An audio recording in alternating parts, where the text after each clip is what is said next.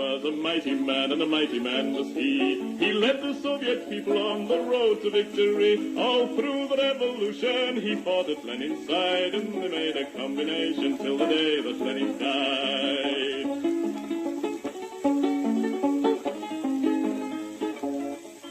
He said, come on, you people, we must work with brain and hand. And then one day the Nazis came into the Soviet land. They plundered to the Volga, to Stalingrad. And then Joe Stalin said, come on, me boys, and kicked them out again.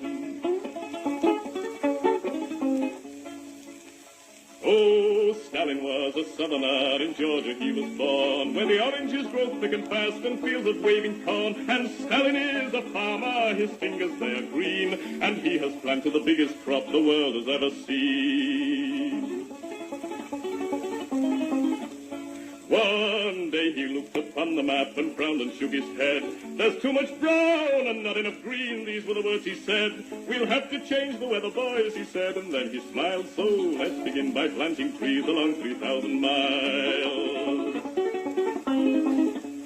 So Stalin rolled his sleeves up then and said it's time to start. The Volga River and the Don, they are too far apart. I think we'd better join them, so come and help me, pal, and we'll build a mighty waterway, the Volga-Don Canal. Then Stalin went into the north, and there saw rivers three, all emptying their waters into the polar sea. Now that's not right, Joe Stalin said, these rivers, they are ours. We'll turn them round and make them work and make electric power. There was a range of mountains that were standing in the way, so Stalin put his hand out and smoothed them all away. For Joe, he is determined to make the land all green, and that's the biggest project that the world has ever seen. Oh, Stalin is a mighty man, and he has a mighty plan. He's harnessed nature to the plow to work for the good of man. He's hammered out the future, the fortune he has seen, and he's made the workers' state the best the world has ever seen.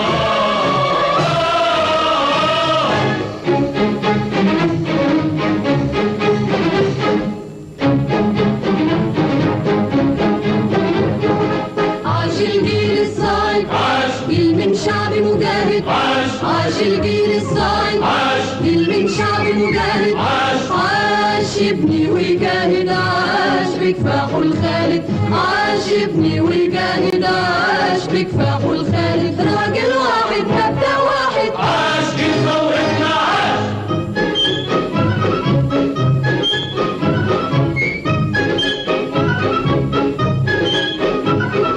عاش الجندي يوم ما حطم شوكة الاستعمار، كان عنوان النصر الثوري في كل بلد حرار. عاش الجندي يوم ما حطم شوكة الاستعمار، كان عنوان النصر الثوري في كل بلد حرار. وسمعنا بيقولها قوية باسم مبادئ أبية، وسمعنا بيقولها قوية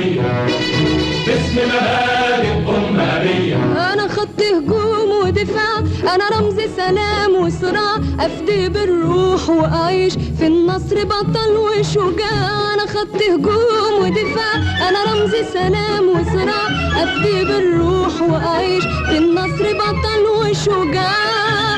حيوا معايا قولوا معايا عاش الجندي العربي عاش.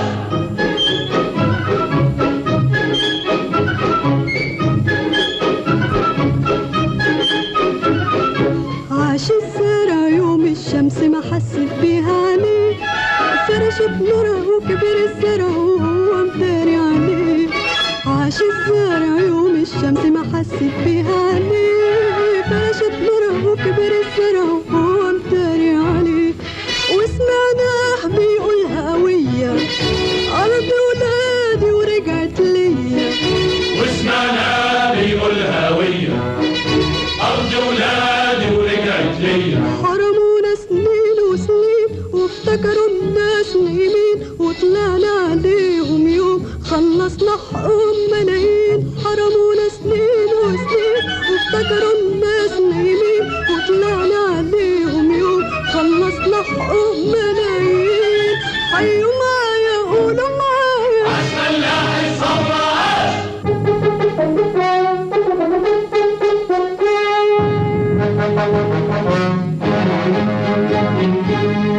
عاش الفن حضارة الأمة يبنيها الفنان، يروى حياتها في غنوة في كلمة في صورة بروح وإيمان. عاش الفن حضارة الأمة يبنيها الفنان، يروى حياتها في غنوة في كلمة في صورة بروح وإيمان. واسمعنا بيقولها قوية مجد بلادي عهد عليا. وسمعنا بيقول هوية مجد بلادي عهد عليا. قلبي وروحي ملك الفني والاتنين لبلادي هدية. حيوا معايا قولوا معايا عاش الفن رسالة عاش.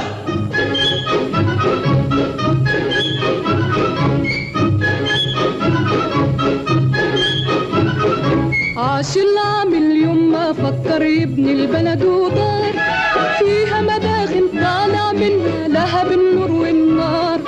عاش العامل يوم ما فكر يبني البلد ودار، فيها مداخن طالع منها لهب النور والنار. واسمعنا بيقولها قوية ده إنتاجي وصنع إيديا. وسمعنا بيقول هوية ده إنتاجي وصنع إيديا. حققنا بعون الله للشعب دعاه ومنى، والخير زاد منا وفاض والفايد صدرناه. حققنا بعون الله للشعب دعاه ومنى، والخير زاد منا وفاض والفايد صدرناه. قولوا معايا حيوا معايا عاش عاش العامل عاش.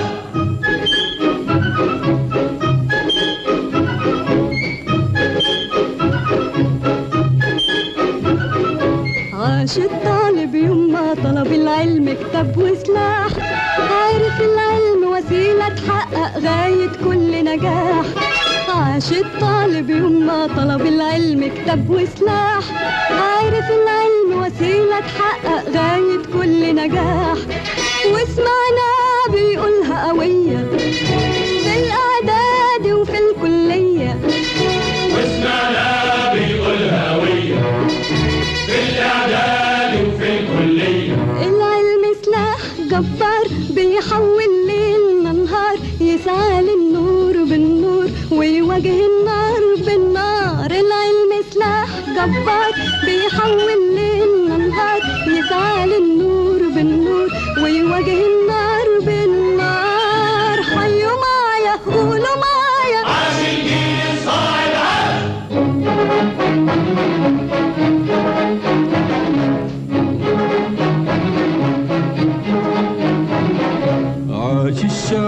العربي كله شعب سلام وأمان عاش الوعي العربي كله ثورة في كل مكان عاش الشعب العربي كله شعب سلام وأمان عاش الوعي العربي كله ثورة في كل مكان عاش الشعب العربي كله شعب سلام وأمان عاش الوعي العربي كله ثورة في كل مكان ثورة مارد للحرية هب ونادى بالقومية ثورة مارد للحرية.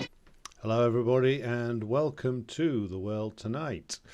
And tonight is a historical episode because we have seen in recent weeks, or more specifically recent days, the usual bastardization of history for the purposes of the pursuit of current day propaganda by the dribbling morons in the British press and the professional liars in the British political system, but also supported by the usual hacks and frauds in official academia in Britain.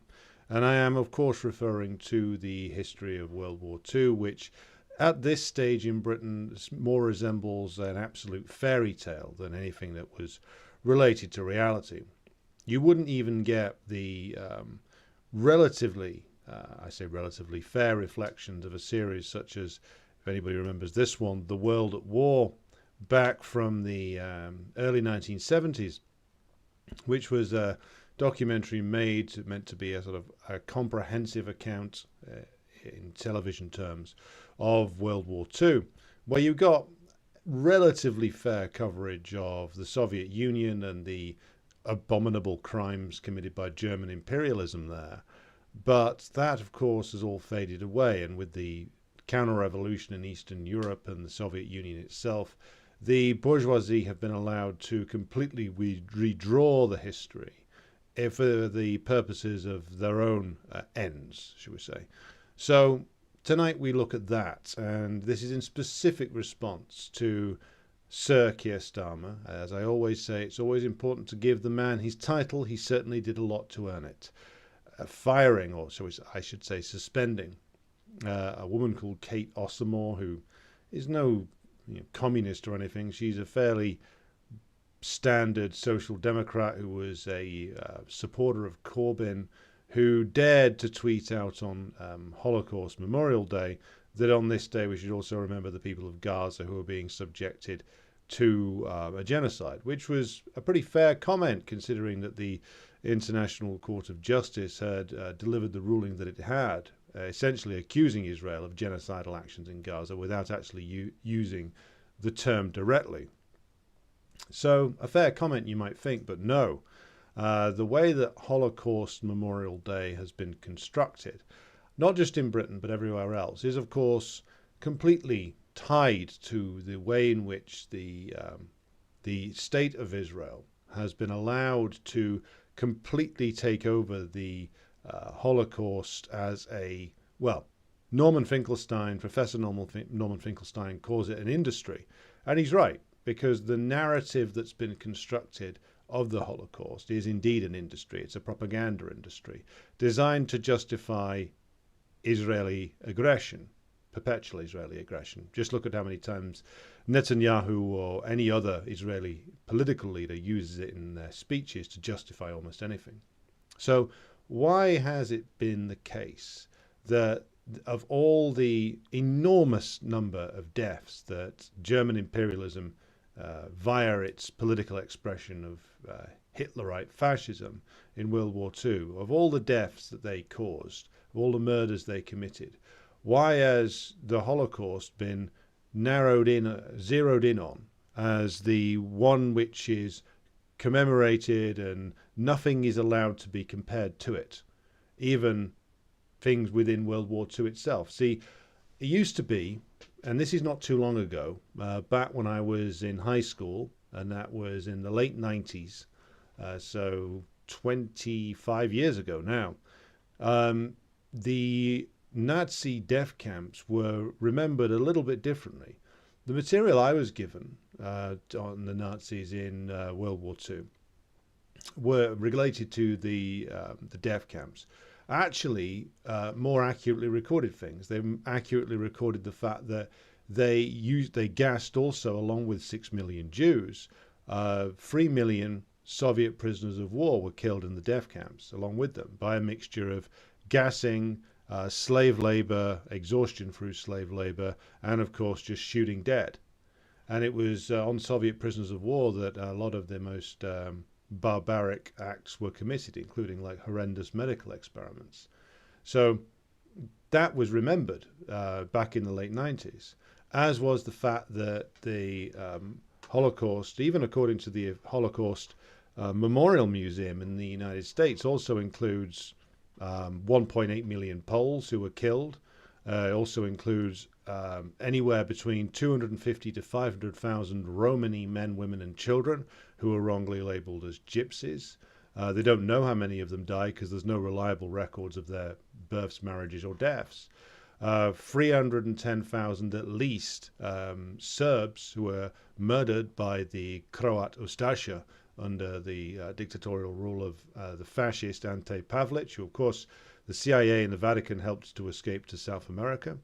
And then of course there is the mass murder of people with disabilities, which could be anything up to 300,000. Again, accurate records aren't kept on that. The communists, social democrats, and trade union leaders in Germany itself, in fact, the members of the Communist Party were killed by over 100,000 of them were murdered in World War II and before then as well. 35,000 people were killed who were judged to be criminals or professional criminals or asocial elements. Pacifists, including Jehovah's Witnesses, 1,700. Gay and bisexual men and other men accused of homosexuality, unknown, possibly is into the high thousands. And one category I didn't know about, an unknown number, possibly in the high hundreds, of black people who were living in Germany at the time. So of all of those, I mean, certainly those with the highest numbers were recorded, and you were taught that this was part of the Holocaust when I was 15, 16, and that's all gone now. That's from the official commemoration, that specifically the Soviet prisoners of war and the Poles even, that's disappeared. That's not commemorated anymore. Nor is the gigantic number of Soviet civilians killed. For instance, we've just gone past the commemoration of the lifting of the siege of Leningrad. Putin was there, as was Lukashenko. And the siege of Leningrad, of course, killed at least 800,000, possibly higher. And the population of the city shrank by 2/3. And yet, I mean, that wasn't even mentioned when I was a kid, so like that had already been forgotten in this country. Certainly it wasn't mentioned, as far as I know, on any news broadcast, or wasn't mentioned in any newspaper of the bourgeois press over the course of the last weekend. So the Holocaust has been reduced down. It used to be taught that it was like between 11 and 12 million killed. Now we're taught that it was an event specifically applied only to Jews. All those other groups I've just mentioned, despite the fact that that's documented on the website of the American Holocaust Museum, that's now gone from the narrative. They're all erased. It's just the 6 million, and it's just focused on them. Now, you might ask the question as to why that is. Why is it that, for instance, this knobhead Keir Starmer will immediately suspend anybody who even dares make the comparison with other mass killings? Well, there is, of course, as with anything else, material reasons behind this. And it's those that we will get to tonight. Keir Starmer, of course, I'm not going to spend too much time on him. He's just a fool who has spent his entire career as a yes man for the British ruling class and the British security state, and the British military establishment. So he's just doing whatever it is that he feels is the thing to do in his particular circle. That's as far as his motivations go, to be honest. He'd say literally anything to please those in power, those who he hopes to serve. So his motivations are rather transparent and rather shallow, as always. But there's broader things to discover here, which I will want to turn to tonight. But before we get there, let us first of all greet those who are in the chat so far. So hello to C. Bolt, James Graham, Jamshi's Fist, who says hello from India. Well, good to have you with us. Solaruity, good evening to you. Eduardo, hello to you. And Lee and Martin from Georgia, state of Georgia, not the country. Oz, hello to you. Brad, good evening. Red Star Betty, good evening to you up there in Durham. Carlos, good afternoon to you in Nicaragua. Good to have Nicaraguan comrade with us. Muzzle Paint, solidarity to you in Maryland, USA. Ian Foster, good evening to you, comrade. Luca, good evening to you. You're also in Oblivious Albion, good one. Good evening to Gonzalo in Madrid, and Beju down in Barnet, and HM, hello to you. I think you're down in Brighton, and Slava over there in Chicago. Good evening, or is it good afternoon still to you? Okay, getting started then. And the reason I wanted to talk about this is like the way in which what I've just been talking about with regard to the Holocaust, the way that this has been restructured, of course, and for certain things erased, certain victims of the Nazis erased. Of course, it all relates back to the role of the Soviet Union in the war, which Putin and other representatives of the Russian political leadership like Zakharova, Lavrov and others have correctly made the point that, of course, the revisionism, shall we say, historical revisionism of the deeply reactionary variety has been on the rise for many, many years now. And this was, of course, first displayed by the reactionaries that took over the running of the Baltic states when capitalism was restored there. They were the ones, along with the Polish reactionaries, who, by the way, completely insult and deride their own country's history, certainly their own proletariat's history, in insisting that the Soviet Union and the Nazis were co-tyrannies. Now, of course, this is a phase-like operation. The first phase is to say the Nazis and the Soviets are the same. The next phase of that is to say, well, the Soviets were actually worse. This is, of course, what all the right-wing grifters and propagandists are saying in Britain now and in the USA. And the other side of that is to say, well, the Nazis were provoked into it by the awfulness of the communists. And then the final phase is to say, actually, the Nazis were very much misjudged. Here, read about Oswald Mosley, the true father of Britain. And some people in Britain will be happy to take us into that phase very soon. It's only slightly more flippant than it deserves to be treated as, but this is the path that we're on. And it all relates back to, of course, the counter-revolution in the East, the counter-revolution in the Soviet Union, and the before that even, the denigration and the running down of the Soviet victory over the Nazis in the later Gorbachev period and certainly in the Yeltsin period. You see, one of the things that started the process of historical revisionism wasn't even, though, Gorbachev. It was actually Khrushchev. Khrushchev, of course, starts to unpick the heroic legacies of the Great Patriotic War by backing up a lot of the wild fascist propaganda about Stalin being unprepared for the war, that he made loads of mistakes and left the Soviet Union vulnerable. This is all stuff that came out in the so-called secret speech, and afterwards Khrushchev just spewed out a load of bourgeois propaganda, completely unrelated to reality. And if you read Molotov's memoir, which you can get easily online, you can see Molotov going through all of this in the interviews done with him in the late 60s and early 70s and saying, yeah, after the fall of Khrushchev, when there was a slight change towards the historical attitude towards Stalin, you could see him going through it and say, yes, of course, we as the Soviet leadership collectively, of course we made mistakes, but he then goes through all the things that Khrushchev said that were completely untrue. The idea that Stalin was tricked by Hitler, the idea that the Soviet Union was totally unprepared for the war. Again, it's all untrue, but all of that revisionism starts, well, some of it starts with fascist and imperialist propaganda, but Khrushchev then, of course, gave it official credence by putting his stamp as the General Secretary of the Soviet Union on a load of imperialist shite. And of course, then this revisionism goes underground again in the Brezhnev era, But it comes out again in the Gorbachev era. So by the time you get to 88 to 89, the legacy of the Great Patriotic War is being openly denigrated and insulted on official Soviet television and in the newspapers, all overseen by, of course, Gorbachev and his collaborators like Yakovlev and others, who were running down and denigrating the achievements of the Soviet Union, including in the Great Patriotic War. And this continued in the 90s, where Yeltsin, of course, even cancelled the Victory Day parades for quite a number of years. It was restored only under Putin. And this, of course, goes along with errors that Putin and the Russian leadership have made, which is, of course, they acknowledged the falsehood. They acknowledged the falsehood of the Katyn massacre, which was a massacre carried out by the Nazis.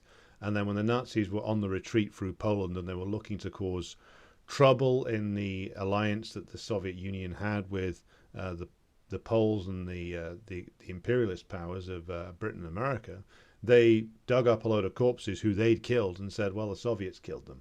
And this didn't really go anywhere at the time, but then afterwards, Polish reactionaries took it up as a great cause célèbre. And it's been disproved on a number of times. Grover Furr's book is absolutely exhaustive on this in terms of what happened. And it's fairly clear from the actual evidence the Nazis killed them. But because this was made into such a big thing by the Polish reactionaries, Gorbachev, who was on a quest in the late 80s for anything anti-Stalin, as is said by Kieran and Kenny, you attack Stalin to destroy Lenin. He acknowledged that the Soviet forces had done that, even though, of course, he couldn't actually find clear records in the KGB archives about that. And in the 90s and in the 2000s, the Russian leadership formally acknowledged it and helped build a memorial to it. And Medvedev, ironically enough, and Putin both went to joint commemorations with the Polish government to talk about the evil Stalin. So whilst Putin says a lot of things that are correct, let's not forget his own role and the Russian leadership's own role in supporting the historical reactionary revisionism of World War II. And also remember Zakharova's role when she said that Stalin belonged in the lowest circle of hell. Again, what the Russian leadership's having served up to it now is a stew to which they have added many ingredients themselves over the years, all in order to curry favor with the Western imperialists, only to find that it was, they got kicked in the balls for doing so. So now they've put themselves in a rather awkward position where if things go on this way, where they're slowly going towards the point where I think it's a certain point soon, the Russian leadership will have to formally reckon with an official re-evaluation of Stalin. They're going to have to do that. They're already renaming various different things after, for instance, there's more statues and busts of Stalin now in Russia than there were at the end of the Soviet Union. The KPRF's been doing a sterling job rebuilding all of these and putting them into new places. There's going to be a icebreaker named Stalingrad, and it looks like there's going to be a very strong push to rename Volgograd Stalingrad again. And I think that's probably unavoidable now. The longer the special military operation goes on, the more that they push to reevaluate the Soviet legacy and dispose of the lies of Gorbachev and Yeltsin is going to increase.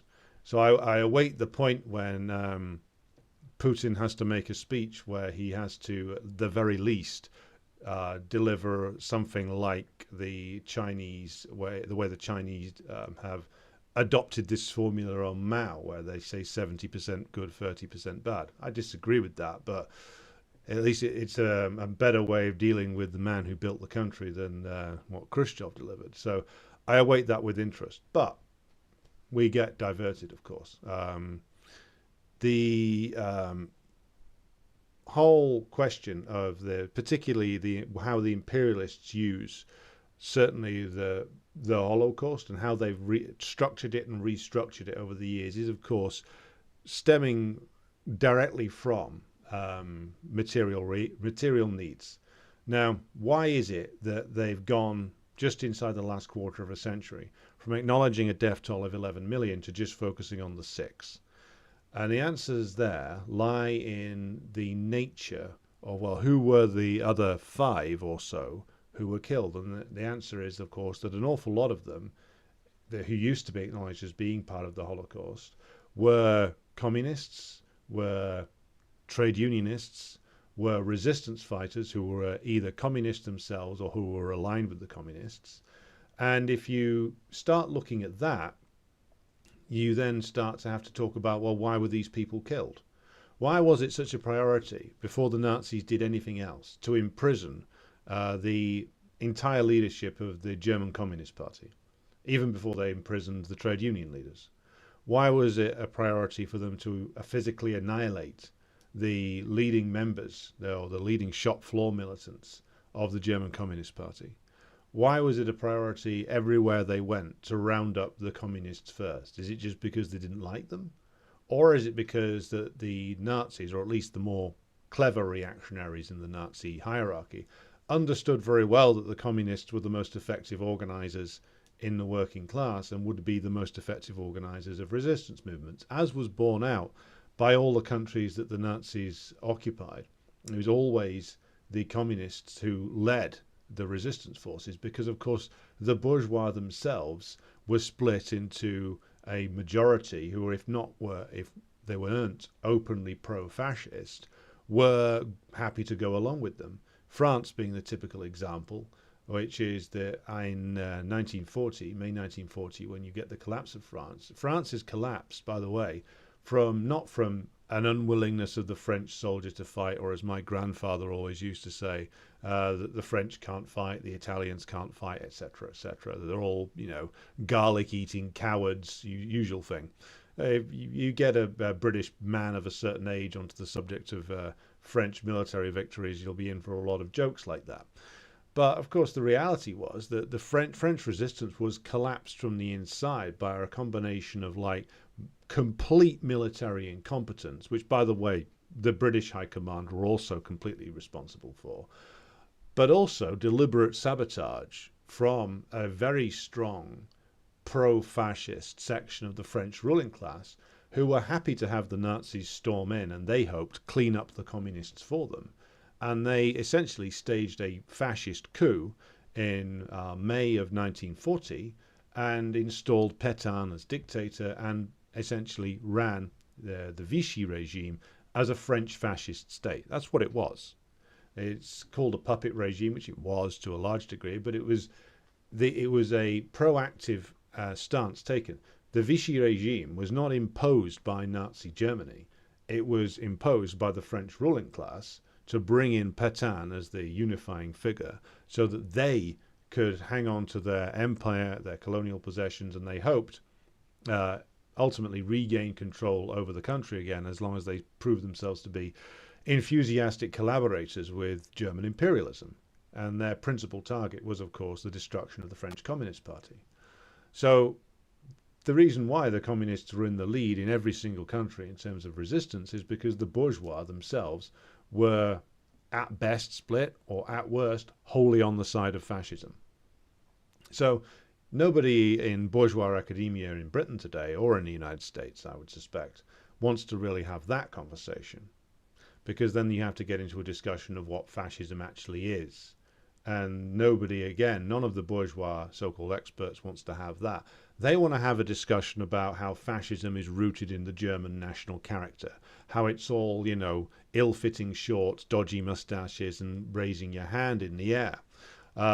It's ludicrous. I mean, I've been through these university history courses. There's people with supposedly serious academics telling you that it was all because of the way that the Prussian militaristic tradition dominates the German mind. And you get entire degree courses on cod psychology. You get people taking seriously the theories of that nutbag Wilhelm Reich.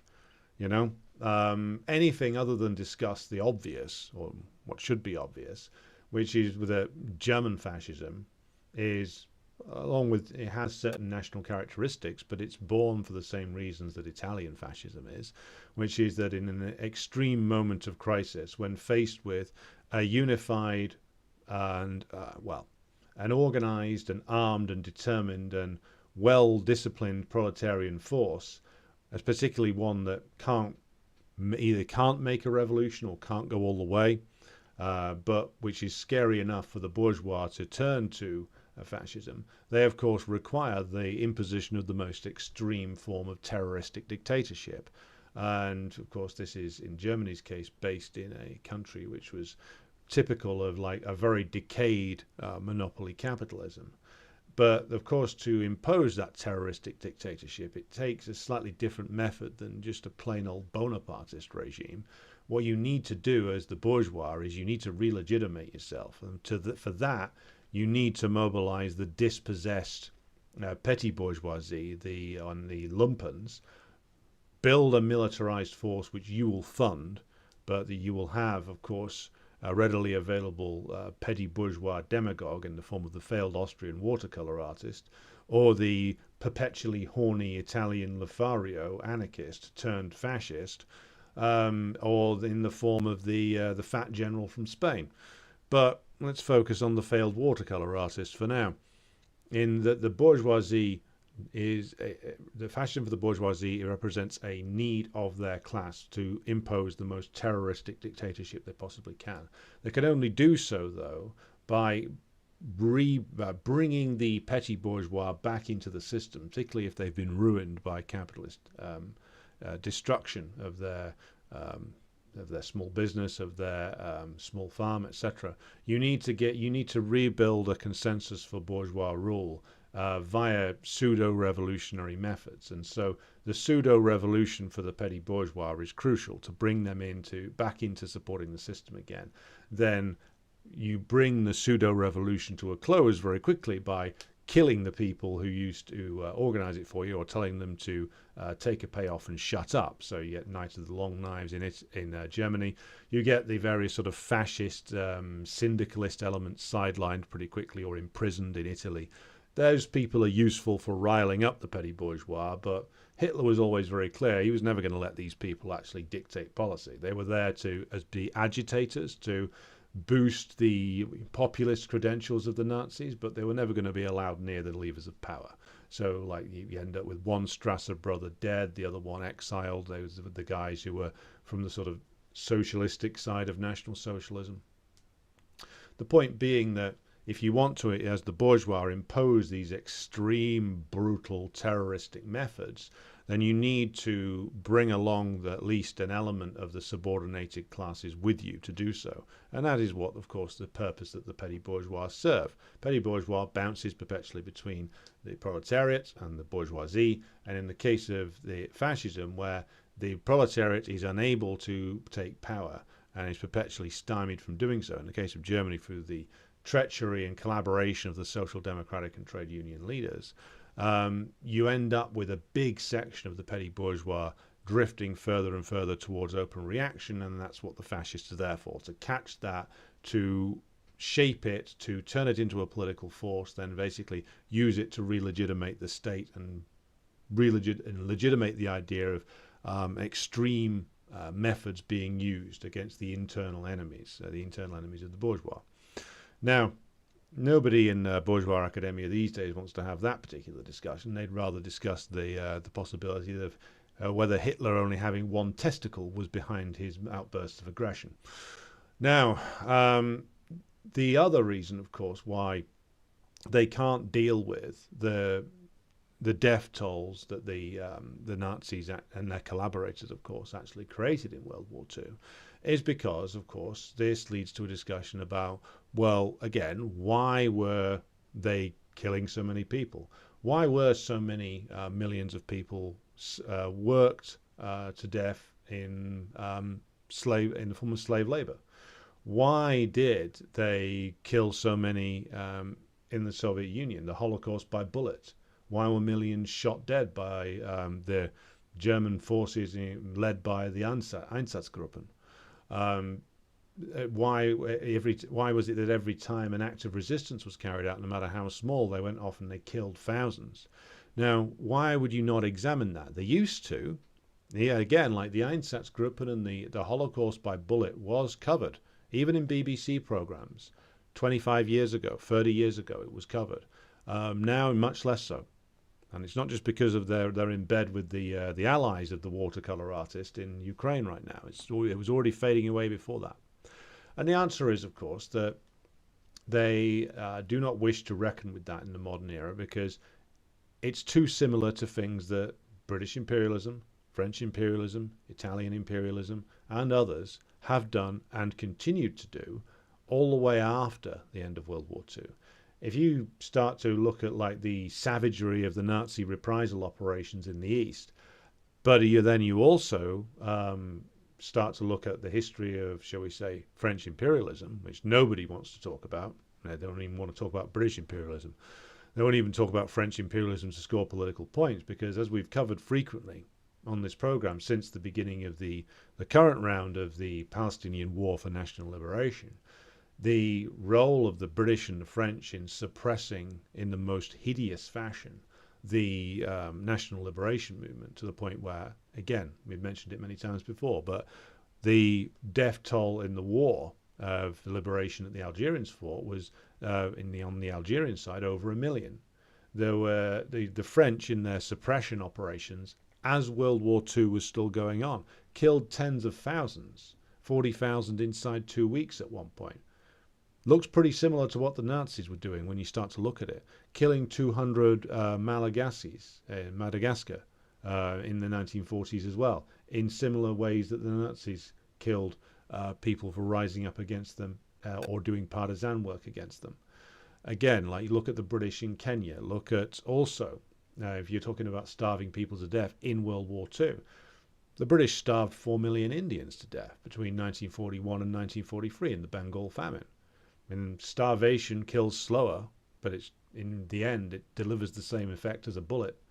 And if you start looking at the number of people, especially in the Soviet Union, the Nazis were condemned to death by starvation because of crop failure and also the Nazis looting all the food.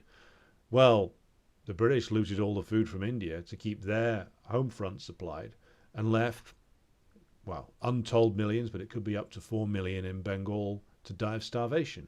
And that's in the Great War against fascism. And this is where, of course, you get into awkward things for the bourgeois. Because, of course, if you're going to start talking about that, then if you're going to start talking about the numbers that the Nazis starved to death, well, Britain was doing the same thing at the same time. If you're going to talk about slave labor and people being worked to death, well, the British and the French were doing similar things in their colonies. If you're going to talk about mass reprisals and mass killings for partisan activity, again, Britain and France doing the same thing in the middle of World War II or towards the end of World War II in the French case in North Africa. So nobody wants to talk about that in bourgeois academia or the bourgeois politicians because, again, that's too similar to things they've done. Certainly, let's flip forward 20 years from the end of World War II. The mass murder, the genocide that was carried out by the Indonesian military, the Suharto regime in Indonesia. Anywhere between, lower end estimate, 600,000, upper end estimate, 2 to 2.5 million. Communists, members of the Communist Party of Indonesia, peasants, trade union organizers, basically anybody who could be identified as having anything to do with the Communist Party were wiped out very rapidly of course, in an operation that was organized by the CIA and MI6, fully supported, of course, by the elected governments in London and Washington. Looks pretty similar to stuff that the Nazis did, doesn't it? Flip forward, look at the crimes of American imperialism in Central America.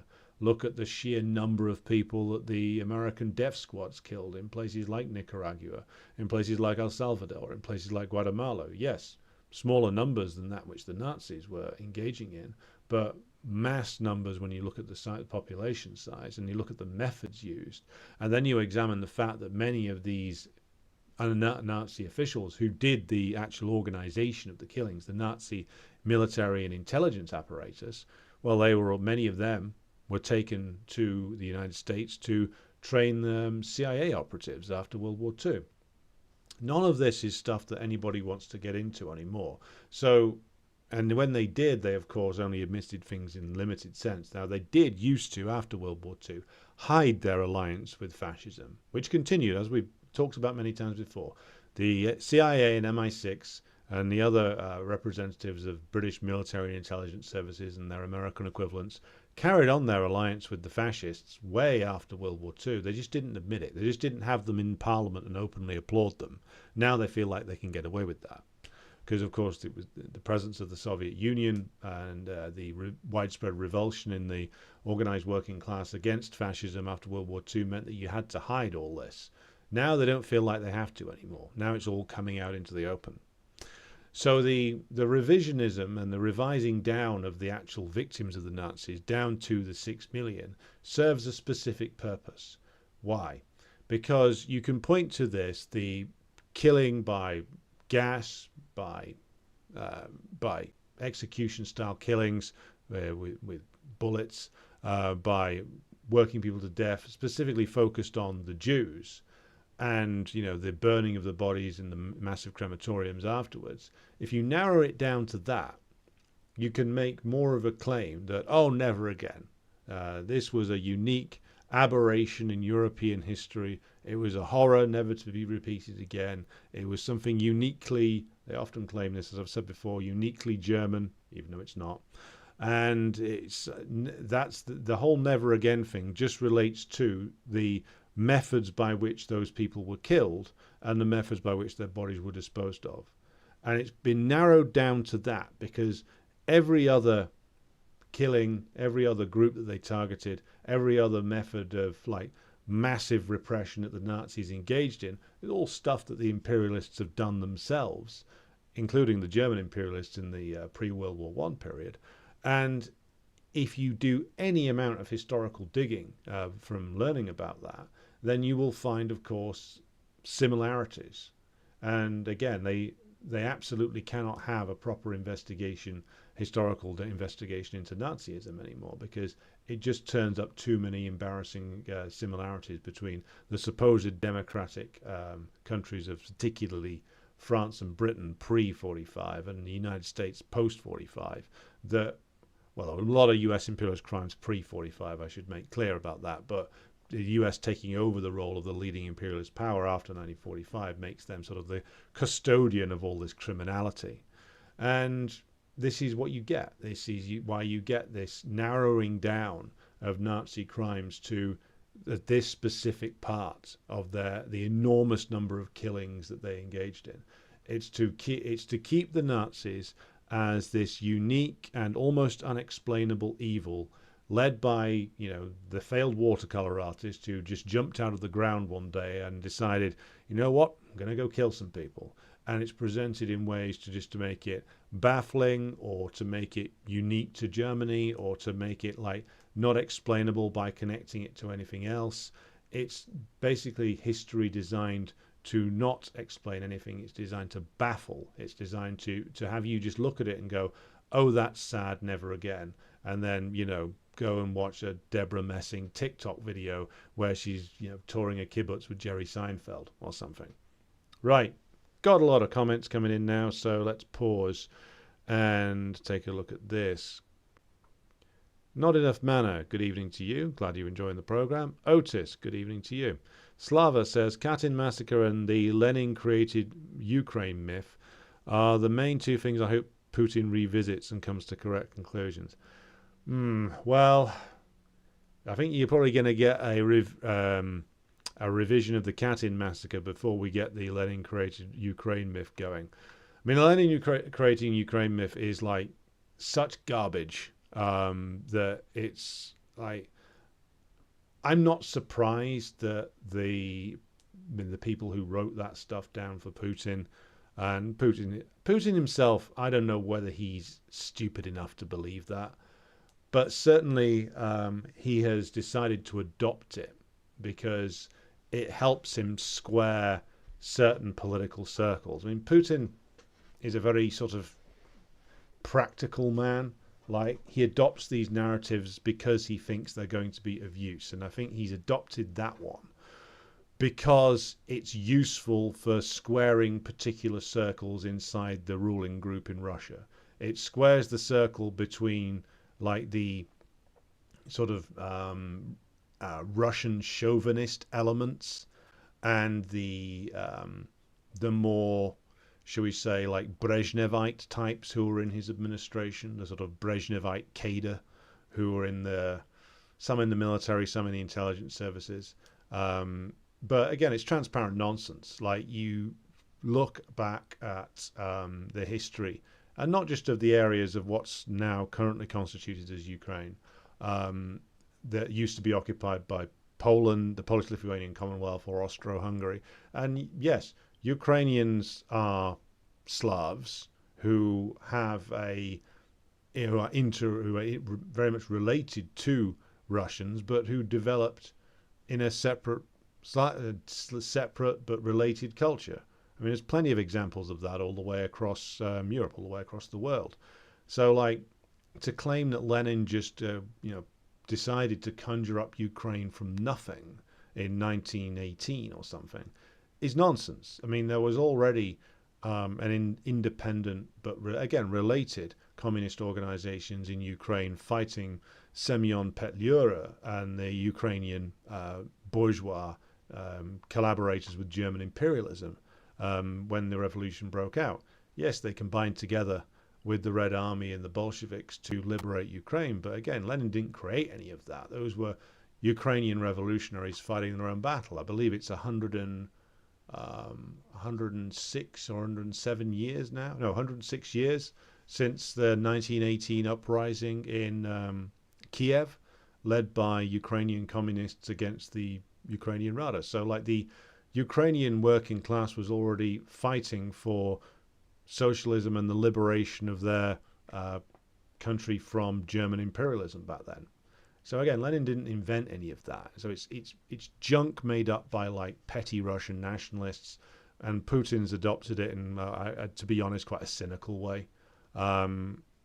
He's more likely to go back on the Katyn massacre, to be honest, given the way that the Polish reactionaries have behaved. But I wouldn't hold your breath on either of those, to be honest, Slava, because if they're going to go back on the Katyn massacre, I mean, then he would have to admit that essentially he and Medvedev both engaged in a load of old bullshit for the purposes of trying to gain favor with the Warsaw reactionaries, and it went wrong.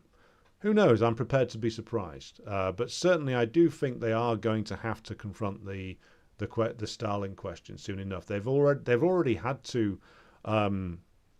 go back and start debunking to a degree the Holodomor mythology. So who knows? I anticipate some kind of revision on the Stalin front pretty soon. Lenin will have to wait until the communists are back in power for, I think. Carlos Chavez says, in Latin America, still leftists, that when it comes to Stalin, they take some distance, but I think it is because there are still people afraid. It's about the lights that Grover Fur shines on Stalin. It's a shame.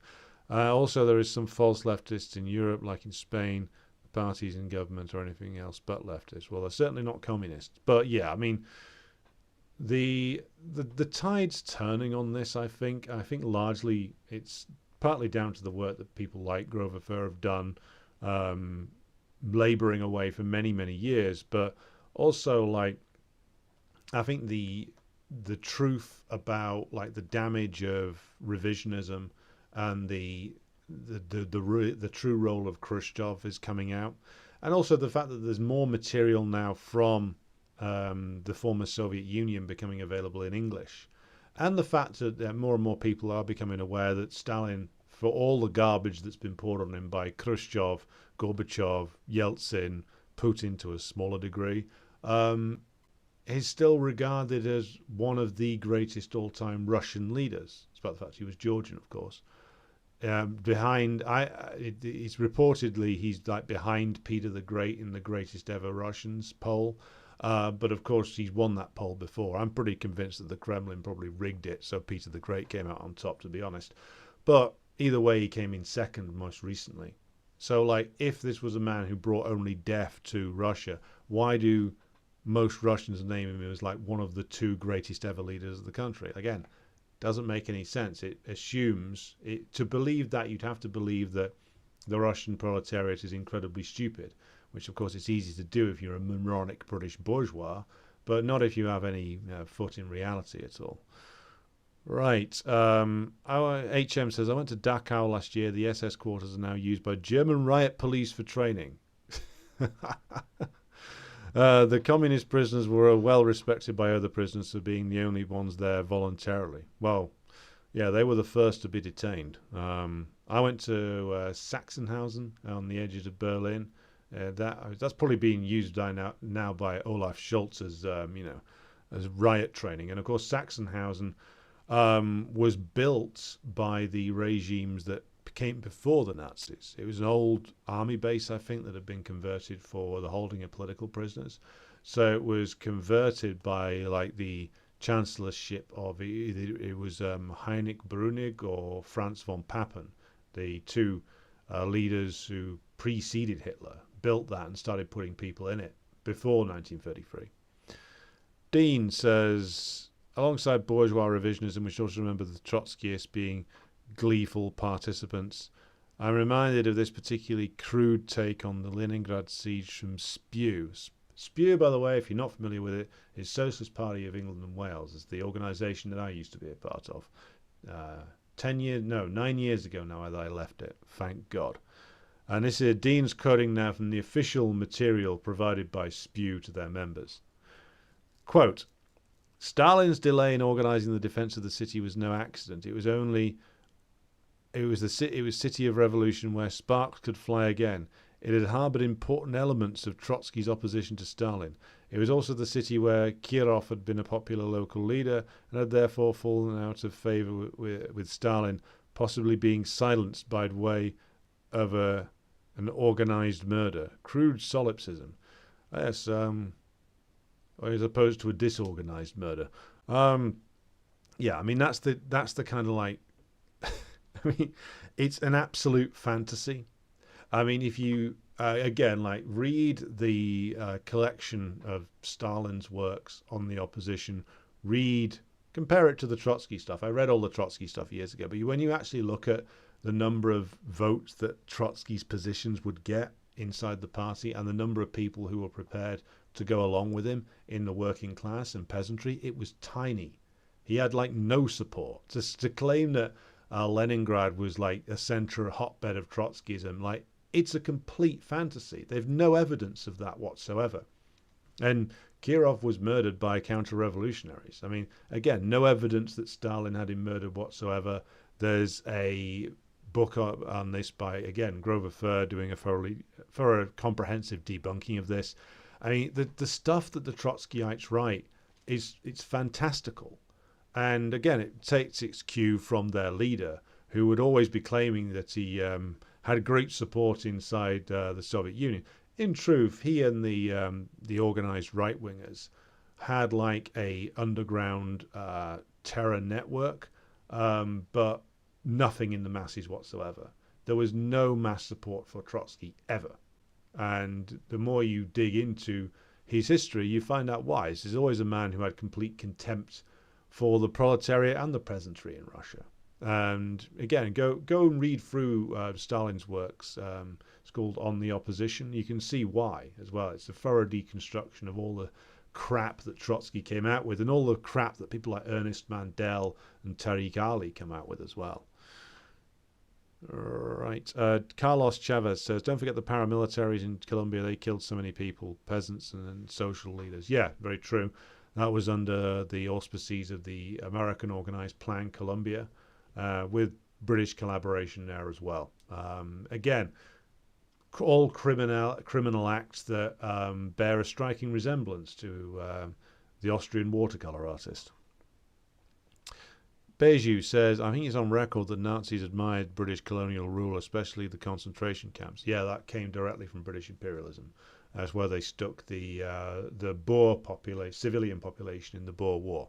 So it's an idea that British imperialism came up with, and the Nazis turned it into a whole new level of horror, which is the story of the Nazis. They were a particularly violent and brutish expression of imperialism, but an imperialist system nonetheless, one with a lot of similarities to their rivals.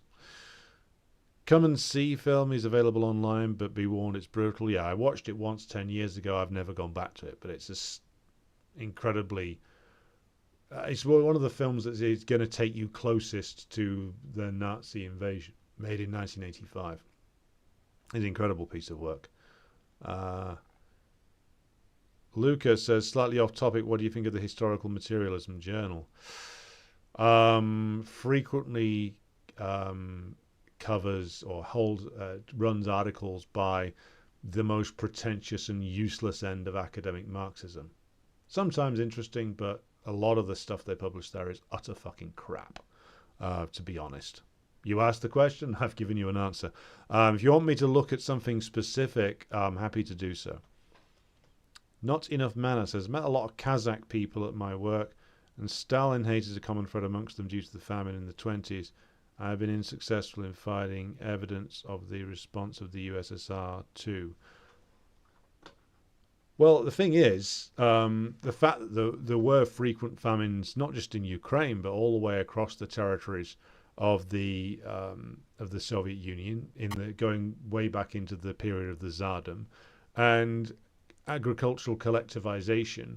Not just in Ukraine, but in Kazakhstan as well, and in other places, was designed and indeed did perform the task of actually ending the frequent famines. There was famines every 10 years in the old Russian Empire because due to the horrendous inefficiency of agriculture. Like, yeah, there was starvation in the 1920s. Some of it was due to the Civil War. Some of it was due to a repetition of agricultural failures of the past. But the collectivization process and the industrialization of agriculture got over that. And the starvation wasn't repeated. I mean, by the 40s and 50s, they'd taken communist rule had taken Kazakhstan from being like one of the most backward areas in the old Russian Empire into being, if not like exactly on the same level as European Russia, it had taken huge steps forward under the 5-year plans. So again, I think that your Kazakh friends there have been subjected to the same bullshit by the Kazakh ruling clique, many of whom, by the way, came straight out of the old CPSU, just as they did in Ukraine. I believe Petro Poroshenko in Ukraine was a member of the CPSU, specifically its Ukrainian section. And Tokayev and Nazarbayev were both CPSU officials.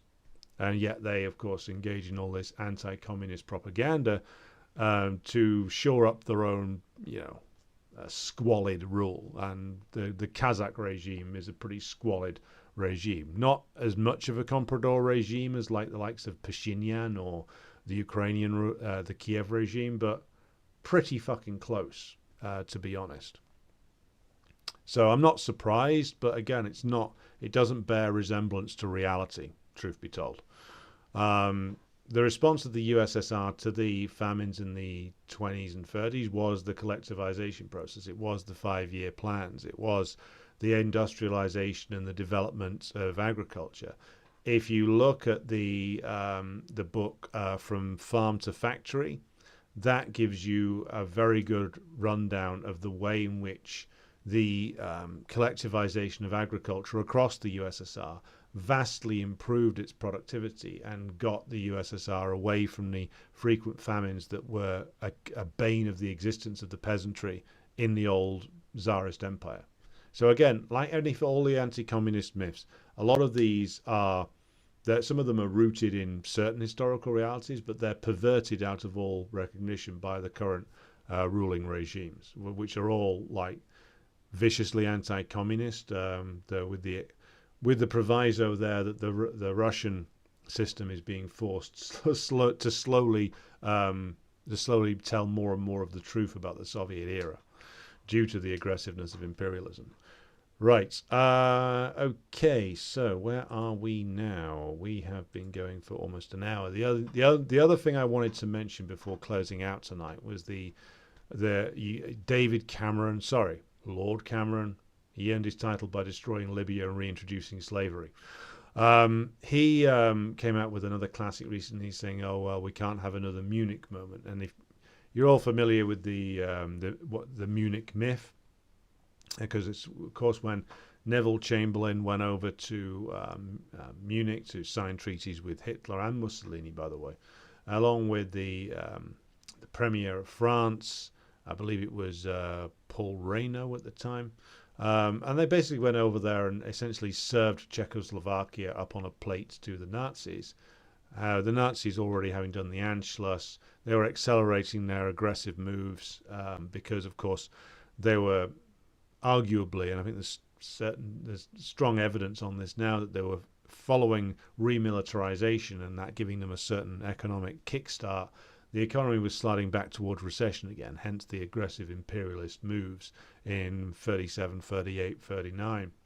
So Munich, of course, was notorious, where Chamberlain signed off on just telling the Czechs to, well, you're fucked, surrender to the Nazis quickly. And this has been mythologized over the years by the British ruling class in quite a, what you might call a ballsy way, given that it was the purpose of the Munich Agreement was, and all the agreements they signed with Hitler, because they signed quite a few, Munich being the most notorious, was to hand over Czechoslovakia to Hitler. By the way, before that, the Soviet leadership had been making offers to both the French and the British, and the Poles, by the way, to supply a 1 million-strong army to defeat Hitler in military intervention. And also they made this offer before the Nazi annexation of Czechoslovakia. But, of course, the Poles refused permission for such an army to go through their territory. The British and the French said they didn't want to know, and so they signed Czechoslovakia over to the Nazis. Why? Was it just that Neville Chamberlain was a buffoonish old man? No, he knew what he was doing. He'd been around in British bourgeois political life for a very long time, as were the tricksters in the French bourgeois system. They knew what they were doing, and that what they were doing was, well, it was a calculation. They thought, well, if we feed Hitler Czechoslovakia, his appetites will lead him east. We've discussed this before, but the whole objective of British and French policy in the 1930s, after 1933, was to get the Nazis to go east and to get themselves involved in a war with the Soviet Union. The British were prepared to accept, for a temporary period, the re-emergence of German imperialism in Central Europe, as long as it took care of their primary problem, which was the existence of a workers' state in the form of the Soviet Union. That was their primary problem, for many different reasons, partly because of the inspiration it gave to the domestic proletariat, partly, though, because it was inspiring anti-colonial movements all the way around the world, particularly in the British case in India. So, and again, the French had similar concerns. So, Munich, the notorious Munich, was about giving the Nazis Czechoslovakia in the hope that then they would turn further east and go towards the Soviet Union in the form of the land mass that's now Ukraine. If they had to go through Poland, well, that's a price worth paying. It's also the reason why when the Nazis invaded Poland, the British didn't really, and British and the French, having made all these commitments, didn't really do much. Remember, in the 1939 to 40 phony war, you can look this up fairly easily, and it's even on like Encyclopedia Britannica and places like that, that the Nazis spent a good 6 months like going into Poland and pacifying it, to use the horrible militaristic term. So there was at least, though, a 3 to 4 month period where the bulk of the German forces, because they hadn't completed their militarization drive as yet, they hadn't gone for full-bore militarization of society at that moment. They didn't have enough men to cover both the western and the eastern flanks. So when they went into Poland, they were exposing themselves to a potential attack into Germany itself via France.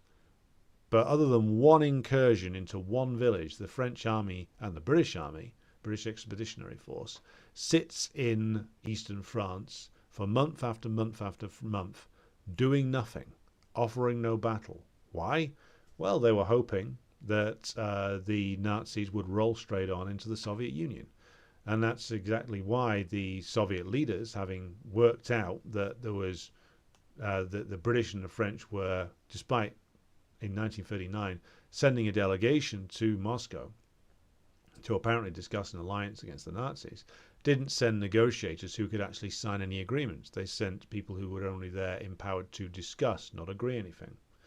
And so, again, Molotov comments on this and says, well, we decided to buy ourselves more time by signing a non-aggression pact with the Nazis, and that, of course, wrong-footed the French and the British imperialists. And, of course, they miscalculated because they thought that Hitler would go immediately after the Soviet Union, but he, for reasons of his own, decided that he wanted to kick the British off the continent of Europe first and settle accounts with the French. And that was partly to play to a domestic audience, because the humiliation that the French had heaped on Germany after World War I was still very raw in the minds of many German nationalists. And also from a practical point of view, if you kicked, Hitler thought, and then the Nazi military high command thought, that if they demolished the French pretty quickly, kicked the British off continental Europe, then essentially the British couldn't give them any more trouble because they'd be bottled up on their island. It was not an unreasonable way to think in terms of looking at it from a military point of view.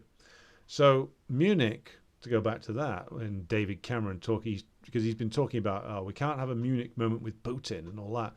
Well, it's a complete demolition of the reality of what Munich was. Munich was a calculated maneuver. It wasn't foolishness on Chamberlain's part. It's a calculated move to push the Nazis in the direction of the war with the Soviet Union that they hoped would erupt ASAP. The idea being that if the Nazis were to destroy the USSR, that the German imperialists would weaken themselves considerably in doing so, and therefore could be more easily controlled and have their wings clipped by Britain and France after their confrontation with the Soviet Union had ended. And that if in the event that the Soviet Union managed to hold off the Nazis, well, that wasn't too bad a thing either, because the Soviet Union would be considerably weakened and again would be relatively easy to take care of once things had, once the British and the French decided to act against them militarily. So really, this was a completely cynical, calculated move to push the two principal problems facing British and French imperialism, which is a revived German imperialism and the socialist state in the USSR. They hoped that the Nazis could destroy the USSR, ideally, and then that they would dispose of the Nazis afterwards, or just reach an arrangement with them that was not going to threaten British and French interests.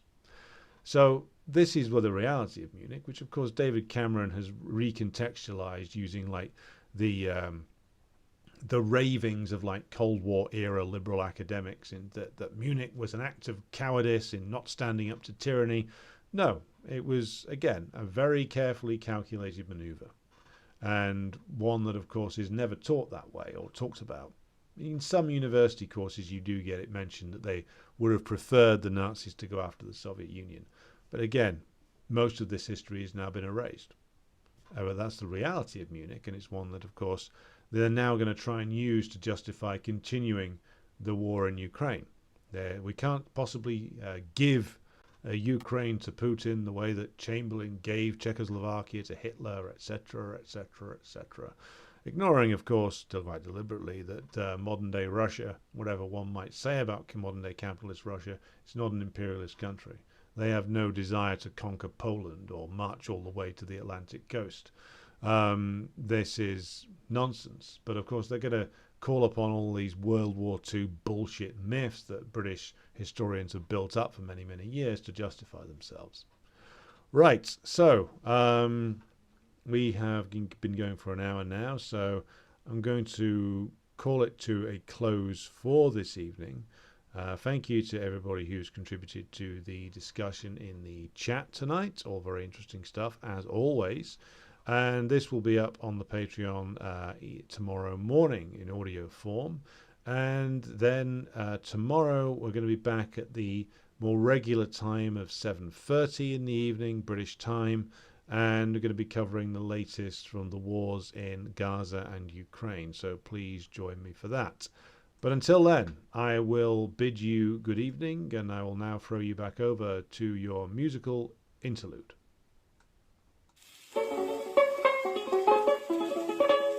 Oh, Stalin was a mighty man, and a mighty man was he. He led the Soviet people on the road to victory. All through the revolution, he fought at Lenin's side, and they made a combination till the day that Lenin died.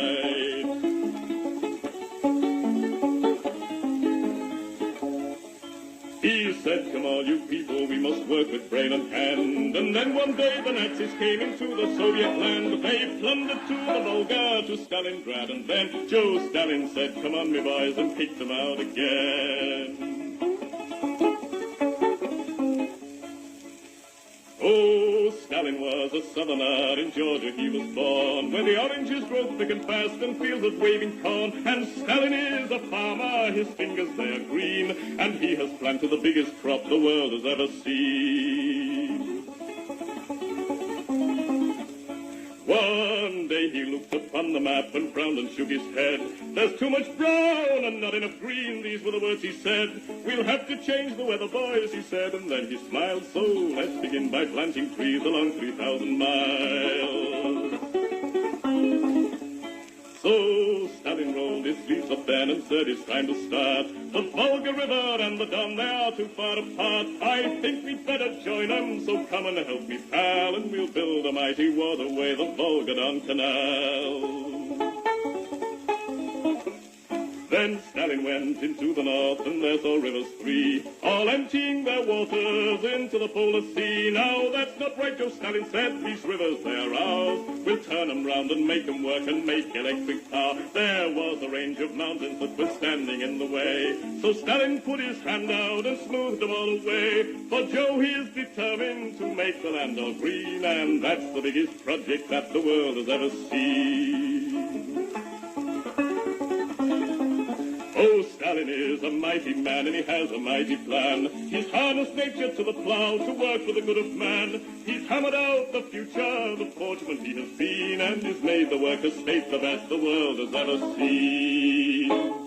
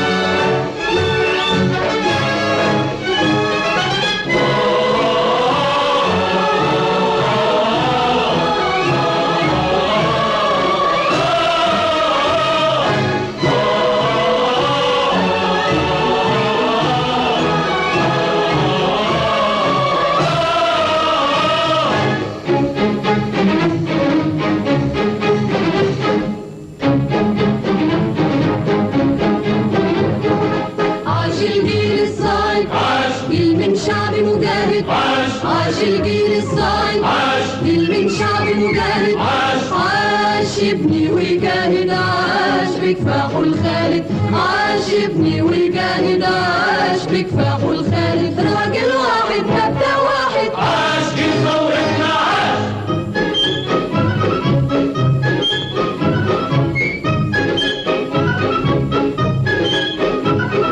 عاش الجندي يوم ما حطم شوكة الاستعمار كان عنوان النصر الثوري في كل بلد حرار عاش الجندي يوم ما حطم شوكة الاستعمار، كان عنوان النصر الثوري في كل بلد أحرار، وسمعنا بيقولها قوية باسم مبادئ أبية، وسمعنا بيقولها قوية باسم مبادئ أبية. أنا خط هجوم ودفاع، أنا رمز سلام وصراع، أفدي بالروح وأعيش في النصر بطل وشجاع. أنا خط هجوم ودفاع، أنا رمز سلام وصراع، أفدي بالروح وأعيش في النصر بطل وشجاع. حيوا معايا قولوا معايا عاش الجندي العربي عاش.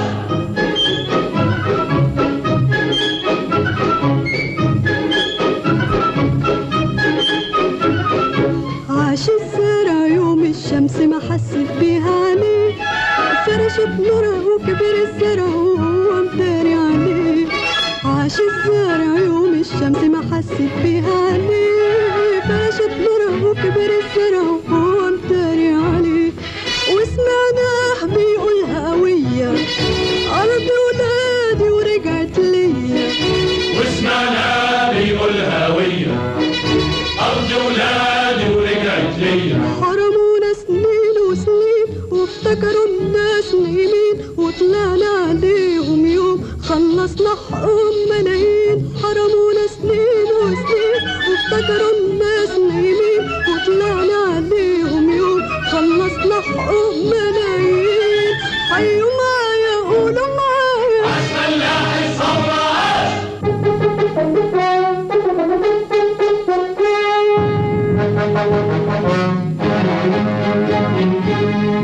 عاش الفن حضارة الأمة يبنيها الفنان، يروى حياتها في غنوة في كلمة في صورة بروح وإيمان. عاش الفن حضارة الأمة يبنيها الفنان، يروى حياتها في غنوة في كلمة في صورة بروح وإيمان.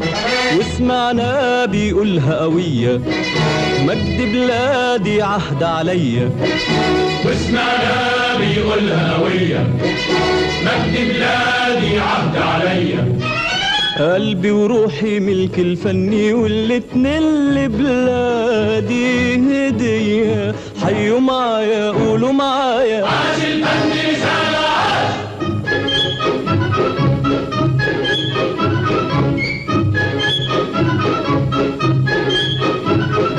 عاش العامل يوم ما فكر يبني البلد ودار، فيها مداخل طالع منها لهب النور والنار. عاش العامل يوم ما فكر يبني البلد ودار، فيها مداخل طالع منها لهب النور والنار. وسمعنا بيقولها قوية ده إنتاجي وصنع إيديا، وسمعنا بيقولها قوية ده إنتاجي وصنع إيديا. حققنا بعون الله للشعب دعاه ومنى، والخير زاد منا وفاض والفايد صدرناه. حققنا بعون الله للشعب دعاه ومنى، والخير زاد منا وفاض والفايد صدرناه. قولوا معايا حيوا معايا عاش عاش العامل عاش.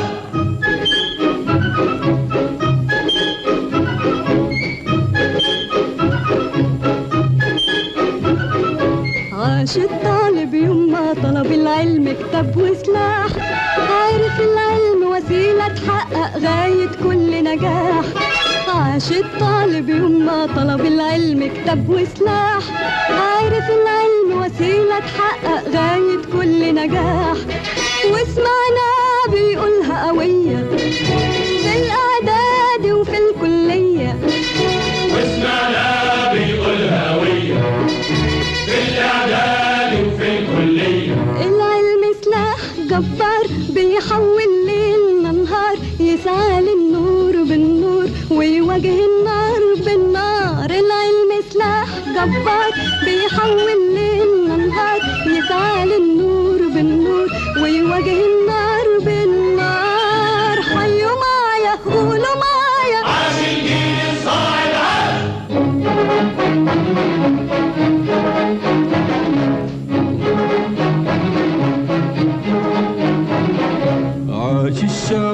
العربي كله شعب سلام وأمان.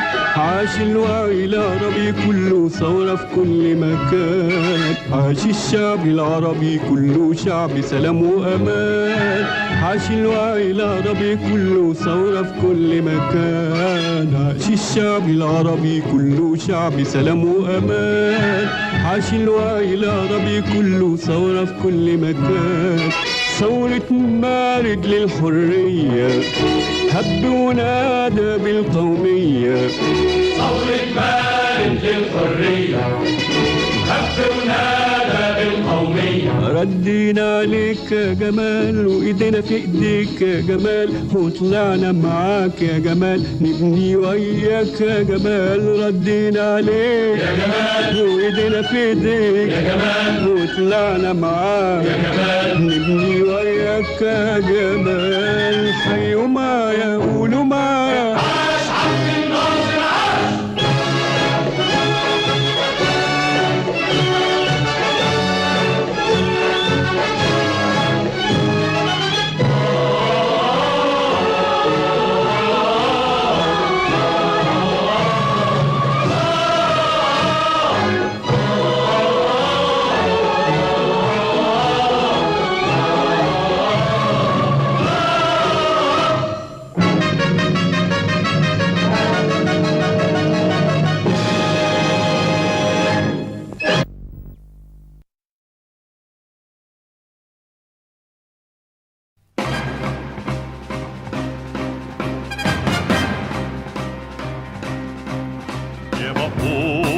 Утреннего стяг в жизни важен первый шаг. Слышишь, веют над страною ветры яростных атак. И вновь продолжается бой, и сердцу тревожно в груди. И Ленин такой молодой, и юный октябрь впереди. И Ленин такой молодой, и юный октябрь впереди. Весь летит во все концы, вы поверьте нам, отцы. Будут новые победы, станут новые бойцы.